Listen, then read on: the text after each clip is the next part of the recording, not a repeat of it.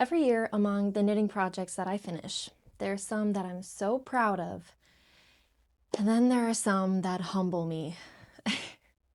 And usually what I do is I stuff them in the back of my closet and I never look at them again and I don't think about them.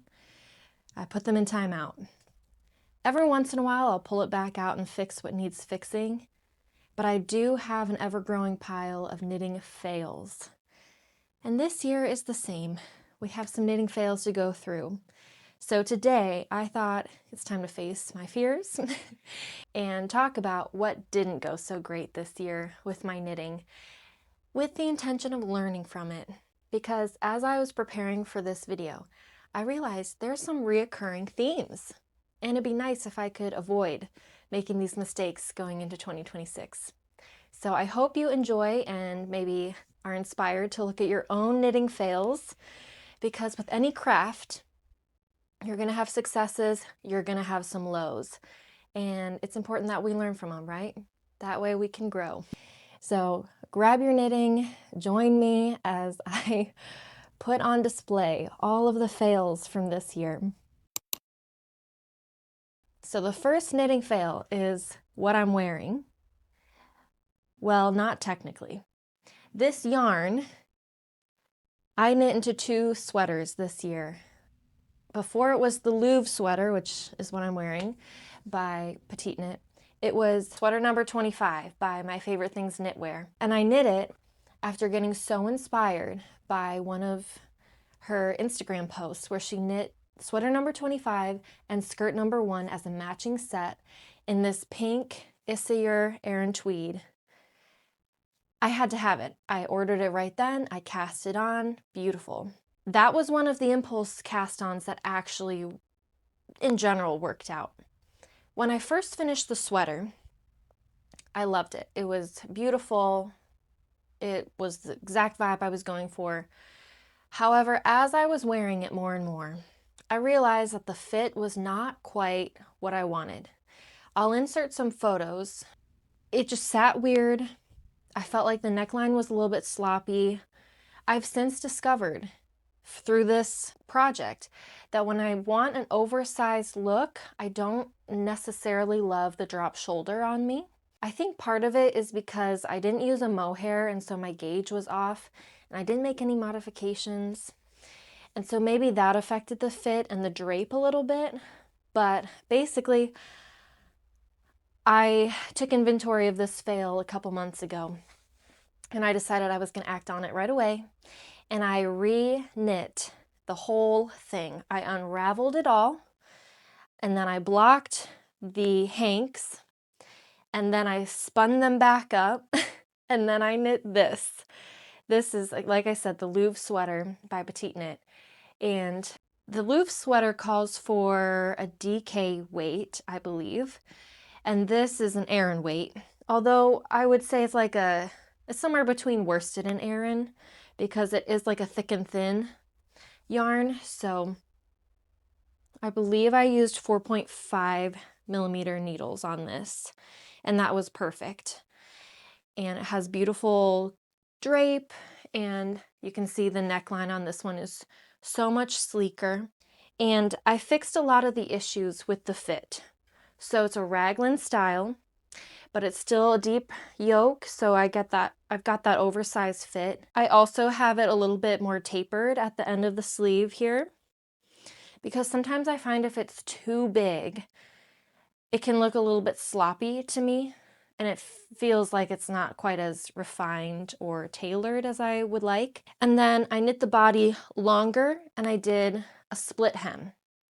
That was also done because I have an ever-growing belly and I wanted to wear this throughout the remainder of my pregnancy. And so that failure turned into a success. I don't know if that's going to be the case for the rest of these, but there you have that one. Okay, the next failure is this gorgeous sweater that just didn't turn out. This is the Auguste cardigan, and I'll show you here. It's this beautiful raglan cable knit cardigan. I made it in Knitting for Olive soft silk mohair and merino, both in the color Dusty Artichoke. I've had this yarn in stash for, I think, 3 years, because I started this back in 2023, and that's after it had been sitting in stash for a while. Then I put it down, and then I picked it back up at the start of this year, and I finished it. There were a lot of things that I loved about this pattern. I loved the cable here on the raglan, and I loved that the cables were every other strip. However, unfortunately, we ran into another fit issue. This button band you make as you knit. And what you do is you knit this back strip, and you have live stitches on either end. And then you pick up along here and you connect it. So you have the button band stitches, and then you have all of your yoke stitches all on the same row. However, you can even see here, especially on this side, it really creates like a awkward shape, and I tried to block that out, but it just didn't block out. And I can't seem to get that to go away. Now, I don't know if the average person on the street would notice that when I'm wearing this, but it bothers me greatly. I don't know if you guys are like that. As I've been knitting over the years, I've been knitting for about 8 years or so.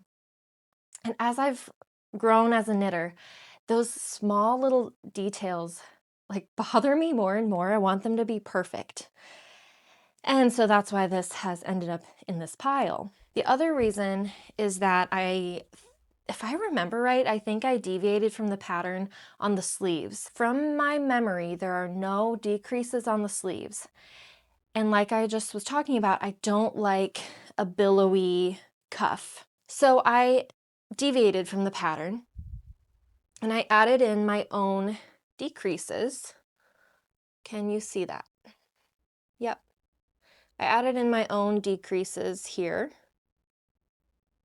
But in the end, the sleeves were too tight and too short. Now, one could unravel both the sleeves and redo them.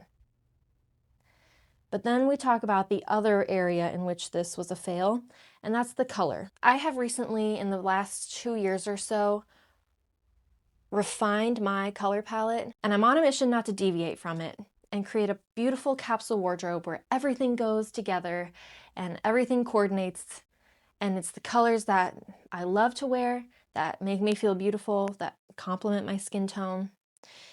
And this olive green, dusty green, although I think it does look good on my skin tone, it's just not really my style anymore. Anyway, that is the Auguste cardigan. One other small note is that I realized through this pattern that I don't like a ribbed button band. I think it looks a little bit messy, a little less store-bought. I want people to ask me, where did you buy your sweater? And then I can say, I made it. I don't want it to look homemade, like in a crafty way. I want it to look homemade in like a couture way. I'm sure you can relate. But yeah, the Auguste cardigan.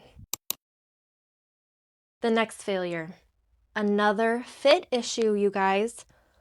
Are you seeing a theme? This is the Anker, summer Anker shirt by Petite Knit. It's a round yoke. I think this is my first round yoke that I've ever knit, actually, in all the years I've been knitting. I knew going in that the lack of short rows has been a complaint from people who have knit this before.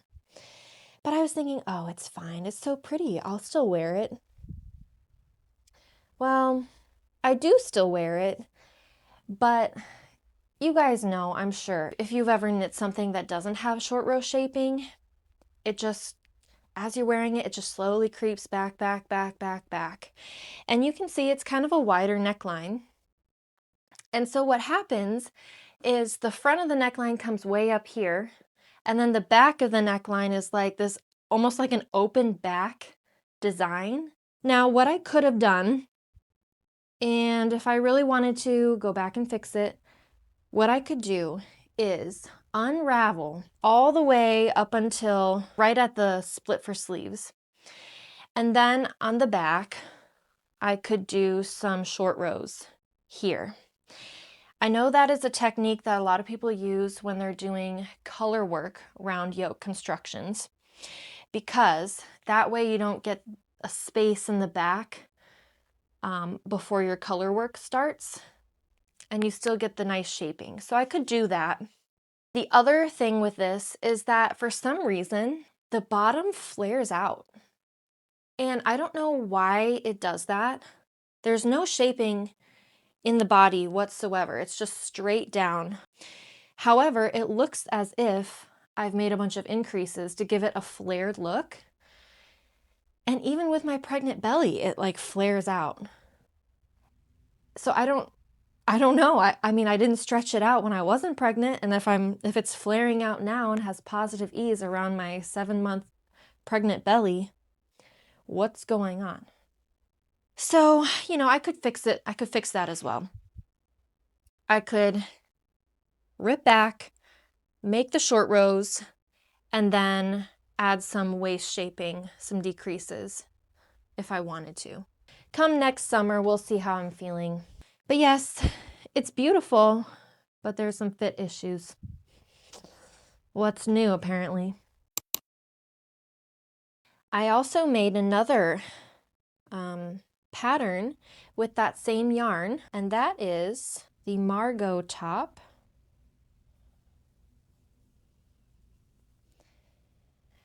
And this one, the only reason it's on this list is simply because I lost yarn chicken. I have about 2 inches left on the back ribbing, and then just the armholes, and that's literally it. And for whatever reason, I just never ordered another skein. So I actually ordered another skein, and my goal is to get this done by the end of 2025 so that I can include it in my Everything I Knit in 2025 video, which, by the way, if you subscribe and stick around, that's coming soon. That's where we talk about all the successes. And hopefully this will be in there. But yeah, this is a really beautiful summer tank top. I love the high neck. I love the ribbing and lace pattern. I actually have not even tried this on. I finished this, well, I ran out of yarn back in like June. And I ran out of yarn, couldn't be bothered to buy more, set it aside, and then I got pregnant and I have never tried it on. So next summer, we will see how this fits. Who knows, maybe it'll be in my fails of 2026 as well. Hopefully not. All right, moving right along. Our next fail is an attempt at a self-drafted pattern. It's a little bit wrinkly because it has been in timeout for a very long time, many months. I started this, I think, all the way back in March of this year, somewhere around there. And I'll put up the inspiration photo. I was trying to recreate this blouse. Now, this is not a knitted blouse, but I wanted to go for that similar silhouette. I wanted it to kind of cinch in here with a double knit band to hold it down. And so I did a really fancy thing. I knit a panel that actually folds over and reattaches. So this is the inside, but you can see, can you see? It seamlessly folds over so that when I theoretically would have put in the double knitted band to make it like a little scrunched bow, it would have a really seamless edge right here. And I felt really fancy and cool that I was drafting this myself and figuring out all the math and the short rows. And then after I got to here and tried it on, it just wasn't fitting how I envisioned. The neckline was way too low, even before the cinch element was added. And it just kind of became a little immodest, and I was not looking for that. And I didn't love that you can see a clear line here. So I don't know, I think I'll revisit it, honestly. However, the other fail of this project was my yarn choice. This is Filcolana Arwetta, and this is a superwash wool. And I discovered that I just don't like superwash wool. I don't like how it feels knitting with this. So do I just ditch the whole thing? I don't know. What do you guys think? I'm undecided. It's still in timeout as far as I'm concerned. Last failure on my pile of shame. Now this one is really only a failure because I was overly ambitious. I just bit off more than I could chew, and I thought that I would have the wherewithal to get through it. But as I got started, I quickly realized that this was just not gonna happen. And that is, I wanted to knit the Seashell Set that was part of the Issa Your Breeze collection a couple years ago. And I wanted to knit the top and the skirt. You can see from the picture I'm putting up that it is a lot of knitting. It's a maxi skirt and a full tank. I was going to crop the tank, but I was still going to make it a maxi skirt. And it's knit with fingering weight yarn on really, really small needles. It has a really cool construction, actually. The top and the skirt are A-line, and instead of using decreases or increases to achieve that shape, you actually just keep the exact same amount of stitches on your needles at all times, but you switch your needle size. So it's knitted bottom up, and you start on 3.5 millimeter needles, do a couple repeats of the pattern, then 3 millimeters, then 2.5. And I thought that was really cool. It's knit in panels, which I did not want to do, because if I'm going to knit a maxi skirt and a matching tank on fingering weight yarn using all the way down to 2.5 millimeter needles, I was not about to knit back and forth. I was going to knit in the round. And so what I actually did is I took the chart and I put it into a little program online where you can like make your own charts. And I figured out what it would be if you're reading it from the right side in the round, every round instead of back and forth. And I actually printed out a fully modified chart. I felt so cool doing that. And it worked out. I actually have two whips. These are both supposed to be the top, because I got started on this one and then made a mistake. And instead of ripping it out, I just started a new ball and got about this far before I realized it's just a no. It's just a no. I didn't really enjoy the process of knitting it. It wasn't quite mindless enough for me to sit down and knit a full maxi skirt. When you're knitting such a big project, you need it to have a certain balance of engaging, so you don't get too bored too quick, but you also want it to be mindless enough that you can just sit down and power through a large chunk at a time. But I was having to like count my stitches every row, even with all these markers to indicate when the pattern was to repeat. So I just scrapped it. It's just not going to happen, and that's okay. because I was thinking, now I still have about 15 balls. I was using Issayer Trio, oh my gosh, Issayer Trio 2. Try saying that 3 times fast. In the color strawberry. Beautiful. Oh my gosh, I love it still.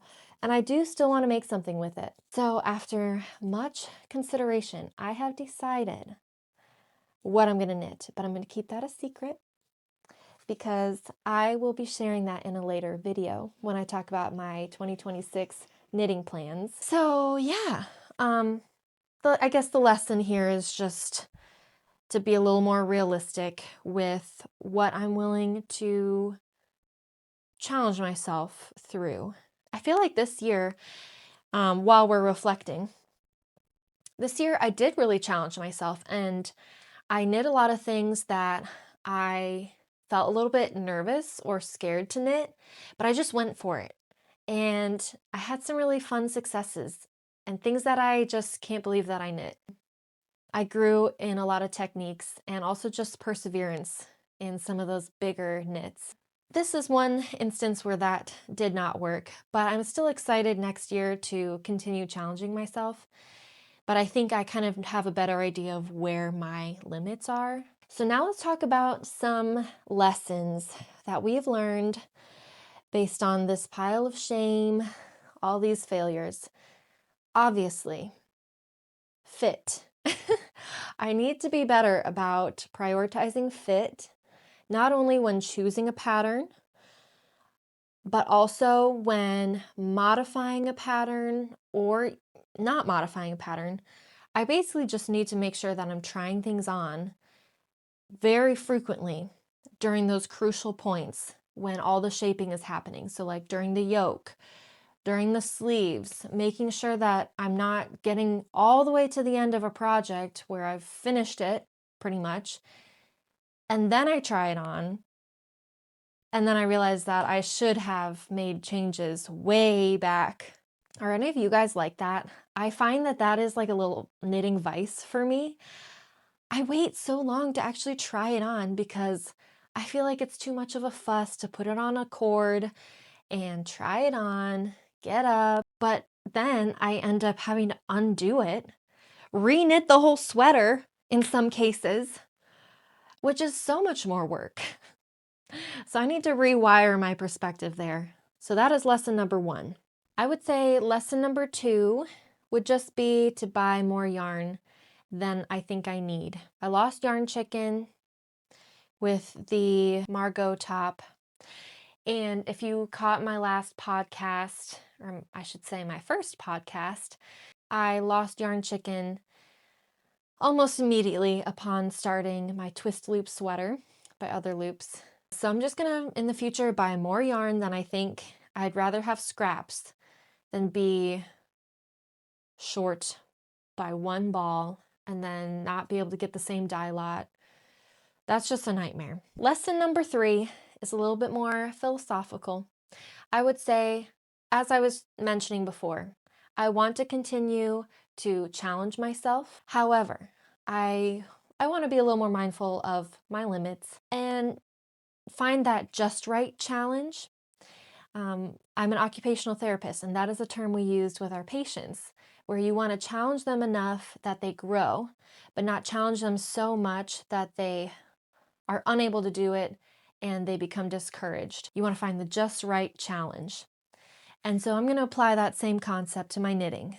I want to grow, and I have some ambitious plans for 2026, but I also want to stay somewhat realistic. So yes, okay, I think that is about everything that I wanted to talk about today and reflect on. I hope you enjoyed, and I hope this inspired you to go through your own knitting fails, take them out of the back of the closet, face them, and learn from them. I think it's just a really good way for us as knitters to grow in our craft. So hopefully this time next year, we will see fewer failures in the category of fit and in the category of yarn chicken. All right, well, I hope you enjoyed. Thanks for joining again. Why don't you comment your biggest knitting fail this year and what you learned so that we can all learn from each other. All right, see you in the next one. Take care.